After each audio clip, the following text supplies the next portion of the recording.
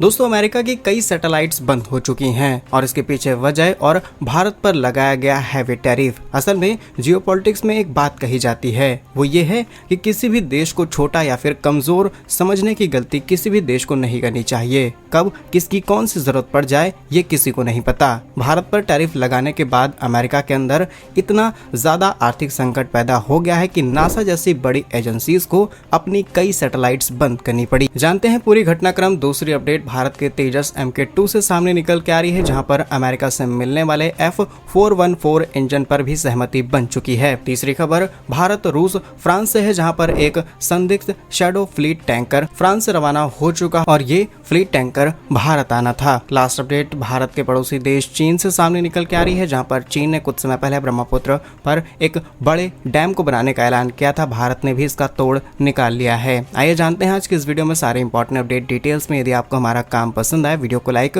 Channel को subscribe जरूर कीजिएगा, क्योंकि आपका एक छोटा सा काम आप तक ये इंपॉर्टेंट अपडेट्स लाने में हमारी बहुत बड़ी मदद करता है। सबसे पहली और इंपॉर्टेंट अपडेट अमेरिका से सामने निकल के आ रही है, जहां पर अमेरिका सरकार के शटडाउन के कारण प्रमुख अंतर्राष्ट्रीय एजेंसी यानी कि नासा को भी अपने कई सारे ऑपरेशंस बंद करने पड़े हैं। फंडिंग के बाद चलते नासा की अपनी वेबसाइट जो कि डेली संचार भी पूरी तरीके से रोक चुकी है, जिससे अंतरिक्ष विज्ञान, अध्ययन, लॉन्च मिशन और आम जनता से जुड़ी हुई जो इम्पोर्टेंट इन्फॉर्मेशन निकाली जाती थी, ये सब पूरी तरीके से बंद हो चुका है। और ये संकट ऐसे समय में आया है जब भारत ने अमेरिका पर हैवी टैरिफ लगा दिया है। जहां इंपॉर्टेंट डिटेल्स की बात की जाए तो नासा के दैनिक संचार, सोशल मीडिया, वेबसाइट अपडेट पूरी तरीके से बंद है। अधिकांश ऑपरेशन पूरी तरीके से बंद ही बताए जा रहे हैं और ये अमेरिका के लिए बहुत ज्यादा जरूरी है। इसकी वजह से अंतर्राष्ट्रीय स्पेस स्टेशन यानी ISS के मौजूदा अंतरिक्ष यात्रियों यानों की निगरानी, सौर मंडल में जो एक्टिव यान ऑपरेट हो रहे हैं, सैटेलाइट की सिक्योरिटी पूरी तरीके से इन्वॉल्व है। नासा विज्ञान अनुसंधान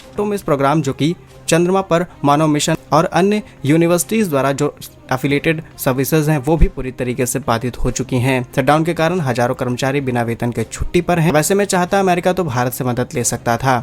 हम सिर्फ भारत के संदर्भ में बात करें तो भारत अमेरिका विज्ञान एवं स्पेस सहयोग पर भी इसका सीधा असर पड़ेगा। स्पेशली जो शेयरिंग मिशन है, जिसमें रिसर्च फंडिंग दोनों देशों ने लगा रखी है, इससे नुकसान होगा। अब अमेरिका चाहे तो यहाँ पर भारत की मदद ले सकता है। असल में इससे यह स्पष्ट होता है कि टेक्नोलॉजी सेक्टर में भी फाइनेंशियल स्टेबिलिटी जरूरी है। भारत जैसे देश जो कि अपनी स्पेस एजेंसी जैसे कि इसरो पर आत्मनिर्भर और मजबूत फंडिंग के जरिए आगे बढ़ रहे हैं और ऐसे संकट से सीख सकते हैं कि आने वाले समय में ऐसी कोई दिक्कत ना हो। वैसे अमेरिका चाहे तो इसरो की मदद लेकर के अपने इस काम को आगे बढ़ा सकता है, लेकिन शायद अमेरिका ऐसा ना करे, क्योंकि अमेरिका ने ऑलरेडी टैरिफ लगा दिया है और बदले में भारत से किसी भी तरीके की उम्मीद शायद अमेरिका को नहीं लगानी चाहिए। नेक्स्ट इंपॉर्टेंट अपडेट भारत के तेजस प्रोग्राम से सामने निकल के आ रही है, जहां पर अब भारत के तेजस MK2 की भी पहली उड़ान निर्धारित होने वाली है। असल में भारत ने तेजस के 2 वेरिएंट्स तैयार किए हैं। पहला तेजस MK1, जिसमें हमने अमेरिका की जनरल इलेक्ट्रिक के F404 इंजन लगाए हैं, और दूसरा है तेजस MK2, जिसमें हमने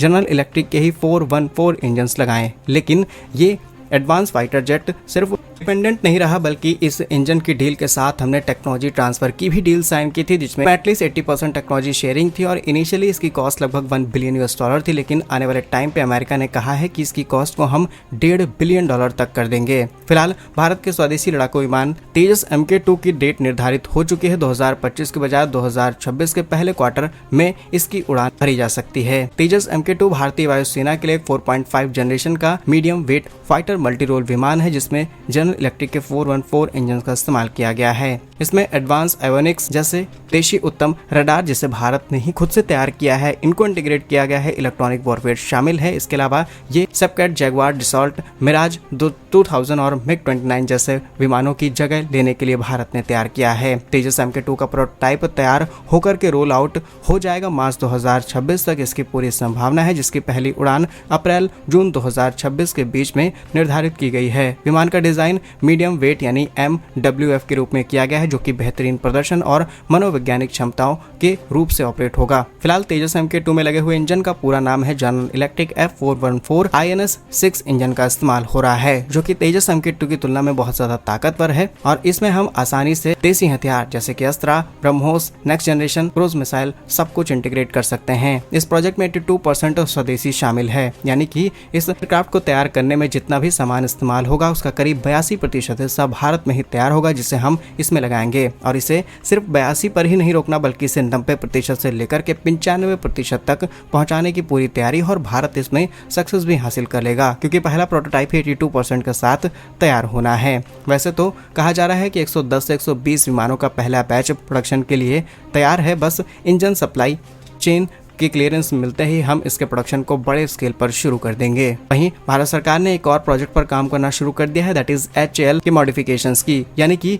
रीस्ट्रक्चरिंग की जाएगी हिंदुस्तान एरोनॉटिक्स लिमिटेड की, क्योंकि इनके पास कई बिलियन डॉलर के ऑर्डर्स पहले से रिसीव हैं। ऐसे में टाइमली इनकी डिलीवरी, इनकी इफिशिएंटली और हाई परफॉर्मेंस वाले हथियार बना करके टाइम पर डिलीवर करना एक बड़ा चैलेंज है, इसलिए आने वाले समय में कोई प्रॉब्लम ना हो इसके लिए भी भारत सरकार का अब इसकी रीस्ट्रक्चरिंग करनी जरूरी है। तो सरकार के इस फैसले पर आपकी क्या राय है, कमेंट्स में जरूर बताइएगा। Next important update, Bharat France रूस से सामने निकल के आ रही है, जहां पर एक ऐसा फ्लीट टैंकर जिसे फ्रांस की तरफ से गिरफ्तार कर लिया गया। असल में रूस की कंपनी नायरा एनर्जी भारत के अंदर किस तरीके से मास इन्वेस्टमेंट कर चुके हैं, इसके साथ वो भारत के अंदर अपनी रिफाइनरी प्रोजेक्ट सेटअप कर रहे हैं और भारत से तेल दुनिया भर में बेच रहे हैं। ये बात कई देशों को पसंद नहीं आ रही। और खबर यह है कि रूस के संदिग्ध शैडो फ्लीट का एक टैंकर बुराके को फ्रांस ने कुछ समय पहले गिरफ्तार किया था, लेकिन बाद में उसे छोड़ करके आगे बढ़ने की परमिशन मिल गई है। यह टैंकर पश्चिमी प्रतिबंधों से बचने के लिए रूस द्वारा इस्तेमाल किए जाने वाले पुराने जहाजों के ग्रुप का ही एक हिस्सा बताया जाता है। इन्हें शैडो फ्लीट कहा जाता है, जिसके जरिए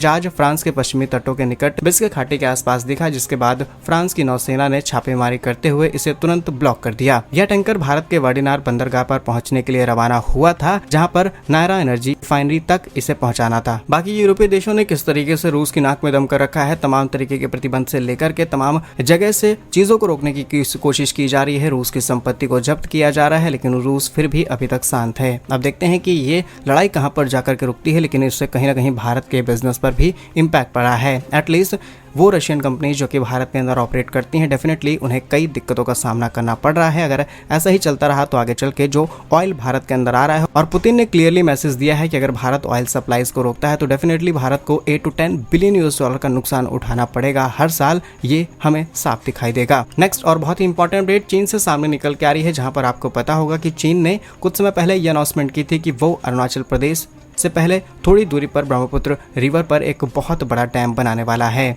और इस डैम से भारत की सुरक्षा को खतरा हो सकता है, क्योंकि चीन जब चाहे तब पानी खोल करके भारत को एक तरफ से रोकने की कोशिश कर सकता है। लेकिन भारत ने भी डिसीजन ले लिया है कि अब जब अंतर्राष्ट्रीय स्तर पर तुम भी ऐसा काम करोगे और तुम किसी की बात नहीं सुनोगे, तो हम भी इस तरीके का काम करना शुरू करेंगे। और अब खबर यह है कि भारत अपने राजनीतिक कदम उठाते हुए उत्तरी हिस्से खासकर अरुणाचल प्रदेश के एक महा अंतरिक्षीय जल संग्रहण परियोजना को शुरू करने का निर्णय कर चुका है। यह परियोजना चीन के तिब्बत के उपस्ट्रीम से होकर में विशाल जलाशय की योजना के मुकाबले तैयार किया जा रहा है। अगर हम इसके इंपॉर्टेंट डिटेल्स आपको बताएं तो यह भारत का सबसे बड़ा जलाशय होगा, जिसमें लगभग 9.2 अरब क्यूबिक मीटर पानी स्टोर किया जा सकता है और करीब 280 मीटर यह ऊंचा होगा। इसकी शक्ति लगभग 11,200 से 11,600 मेगावाट होगी। तो भारत की इस कूटनीति पर आपकी क्या राय है, कमेंट्स में जरूर बताएं। भारत के ऐसे ही वीडियोस पाने के लिए वीडियो को लाइक, चैनल को सब्सक्राइब जरूर करें। वंदे मातरम।